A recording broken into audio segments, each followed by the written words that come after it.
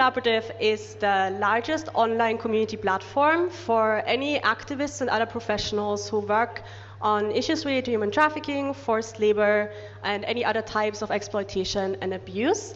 So if you're not a member yet, you should join. We currently have about a bit over 5,500 members from 112 countries. 85% work for civil society organizations, such as yourself, and the rest of the membership are anyone from, academics, funders, and increasingly business and human rights professionals. What we do at Freedom Collaborative, most of our work, well, really all of our work is about information sharing and creating synergies. If you're a member, you will know, because you probably know our newsletter, which goes out every Tuesday, and it's become our flagship product. It's really very well known. Everybody talks to me about it. What we're trying to provide is some kind of industry news. So if you sign up, it's a really convenient way to stay up to date as a professional in the sector on what are trends and developments, important events, and opportunities that you can take part of. We also do quite a lot of data collection, as the Indonesian organizations know, because we worked with them, and really a lot of other activities that are around partnerships and creating opportunities for exchange. I'm being told to slow down a little bit. I'm very happy to be joined today by my amazing and inspiring friends and colleagues, Anu, Kamal, Lucy, and Mina. I truly mean it when I say that they are inspiring, and I hope you will agree with me once you hear more about their work during this panel discussion. In addition to all the work they're doing for their own organizations, they're also part of the Freedom Collaborative advisory community. So the advisory community is a group that I started about 2 years ago, and it really came from a personal realization that the peers and colleagues I got to know when I started working on Freedom Collaborative 7 years ago, most of them are actually not working in the anti-trafficking sector anymore. They've moved on to work for the private sector, do other work. And I believe that one of the reasons that is that there are very little opportunities for professional development for young talent within this field. So we started the advisory community to kind of at least partially address this gap and provide some kind of leadership training and also opportunity to connect with other young professionals that are doing similar work. It's currently a group about 50. Everybody's like in their mid-careers, everybody has to be under 35, and we provide like workshops and opportunities for everyone to get together and discuss. I'm also very fortunate to have this group. Everybody's very professional, very proactive, I will say, also very opinionated, but also very forward-thinking. So they really advise me and also the board of directors of Freedom Collaborative about the issues that they see in their work, and that we should cover, that we should discuss, and that we should work on. So it really makes all the content and all the work that we do as Freedom Collaboratives more progressive, and I think that's the best way to move forward the anti-trafficking community overall and to move forward as a sector. So I'm really very grateful to have all of them and also for them to participate here today on this panel. I think a few of the other members are also online, so if you're listening in, this also all extends to you. I'm not going to take up any more speaking time because I'm very keen for you to hear from them, and we'll start with Kamal. Kamal, can you tell us a bit more about the work you're doing in India? Hello everyone, my name is Kamal. I'm from Chennai, India, and I work for the organization which I founded. It's called Cross Global. And we primarily work on bonded labor issue, the forced labor issue back home. And when we wanted to work against trafficking back home, so we were doing some study on how prevalent the bonded labor is or how prevalent the human trafficking back home. And then we understand that the bonded labor is more prevalent and the least addressed issue which was happening back home. And then we wanted to go to the roots of where the bonded labor system came into place in our country. And so if we talk about bonded labor, I think we need to talk about the caste system back home. So which is like racism, narcissism, so something similar to that. The caste system has 6 different categories. Starts with OC, FC, which is forward community other communities to the Dalits who are SC and ST. So there are 6 different categories. And then if you look at who are the victims of the bonded labor system, is usually the Dalits, SC and the scheduled caste and the scheduled tribal people are the 99% of the victims of human trafficking or any kind of slavery back home. And who are the owners? Who owns the rice mill or the bricklins or sugarcane factory? There will be always the privileged community will be owning all these facilities, and these Dalit community will be working for years and years and years and years like a never-ending debt. And it is so interesting because this caste system in our India has been there for almost 2 to 3,000 years. And when it is there for a very, very long time, a community is being pushed to work this kind of a work for a very long time. To change this over a time, it is very hard for us to work on because it has been community is being involved, the culturally, the mindset of the general public. Okay, you're from this community, you need to work this because you're born like this, you're born to this community, you're born in this village, so you're supposed to be as a bonded labor. And to change the perspective, it was very hard for us. Then just rescuing them, just rehabilitating them, it wasn't going to make a big difference. So we wanted to address the caste system, and it was very challenging for us. Another reason is very challenging for us is because all the law enforcement, all the people who are in power, they are not Dalits.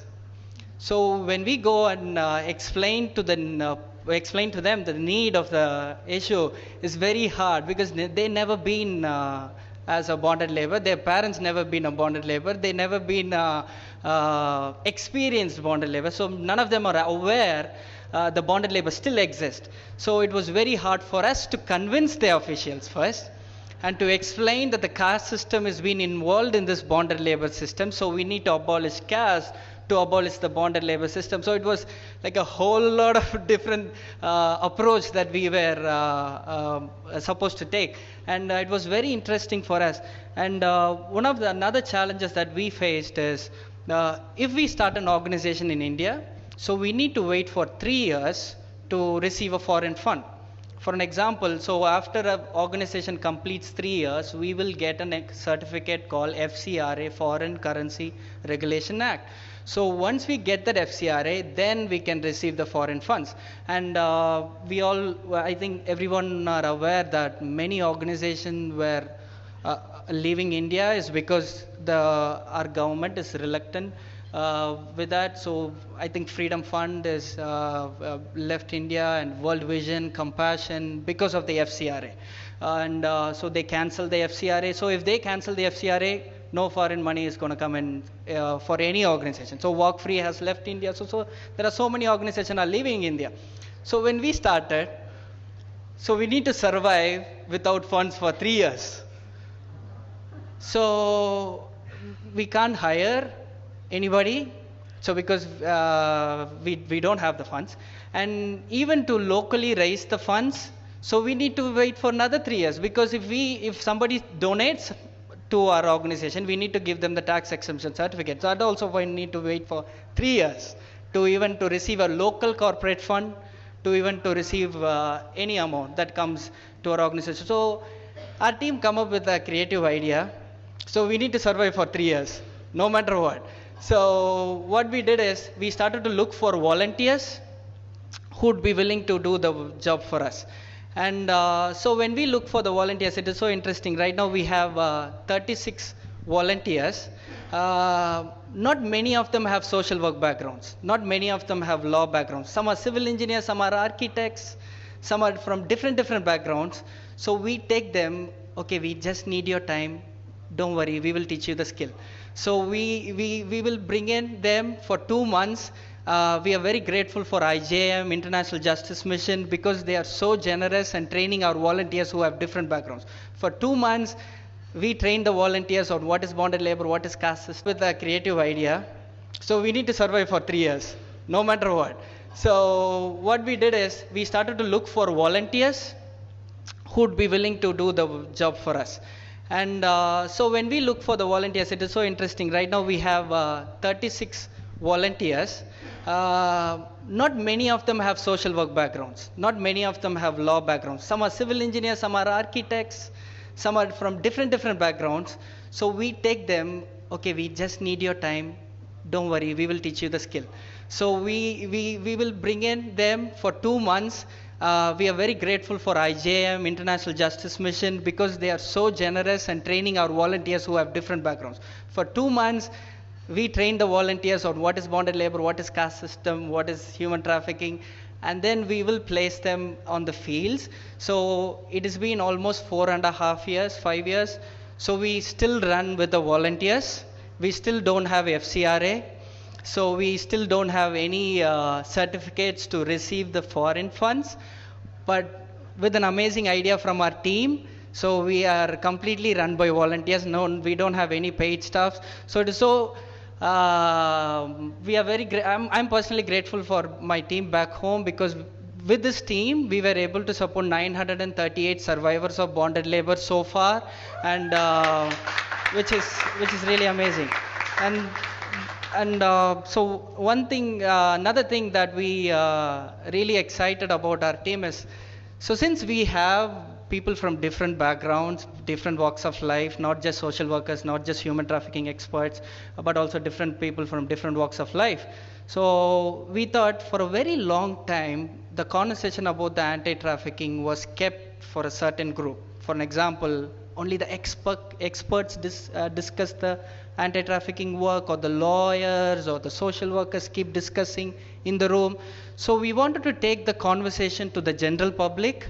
So to make it as a community problem, to make it as a problem which is affecting every single one, not just the victims, not just the survivors, not just the organization that we work for. So we wanted to make it as a community problem. We wanted to make it as a problem, as an India's problem. So we started to decide to work with the general public, and then we started to go to the colleges where they don't have social work departments, where they don't have a law degree. They're like a general arts and science colleges. So we started to create anti-trafficking clubs, and we started to talk to the commerce students and economic students and physicists, chemists, because you can also be part of the solution, because the trafficking is affecting the economics. The trafficking is affecting all other areas of arts, all other areas of science. So we were able to establish around 28 anti-trafficking clubs in different villages where there is no social work background, where there is no any other thing. So we were able to see some conversation among the general youth. So they started to talk to their parents to do an ethical shopping, and we can see some difference, little differences that we started to see in our city, in our country. So these are some of the things that we were able to do. Even though there were a lot of limitations, our team come up with some creative ideas to sustain for some time. So thank you so much for the listening to me for patiently. Thank you. Thank you so much to you, Kamal, for sharing all of this. And yeah, I'm so happy for you. Like, I'm really encouraged that you're continuing all this work, and wish you all the best. Anu, you'll also share with us a bit about, your personal background, how you got to do this work, and you're also based in India. So I'm handing the microphone over to you. Hello, everyone. I'm Anu Karki. I am based in Kolkata, India, but I'm originally from Nepal. That's how I introduce with everyone. So I work at Joya, who believes in sparking a moment of transformation neighborhood in a place of extreme poverty and modern slavery. And we are in a journey to end extreme poverty and human trafficking, and we provide economic employment opportunities who are affected by modern slavery and poverty. And along with that, creating opportunity, economic opportunity, along with that, we have a project called Kolkata to Kathmandu. It's a repatriation project where we are helping Nepali community who are trafficked from Nepal to Sonagachi, which is the largest, Asia's largest red light area, where there are like 400, more than 400 household, and nearly like 16,000 like commercial sex worker are happening there. So in that area there are huge number of Nepalis who are trafficked there, and I'm from Nepal. When I first found out that there are organizations who are working in Nepal, who are working in anti-trafficking, who are working in India, but there were no any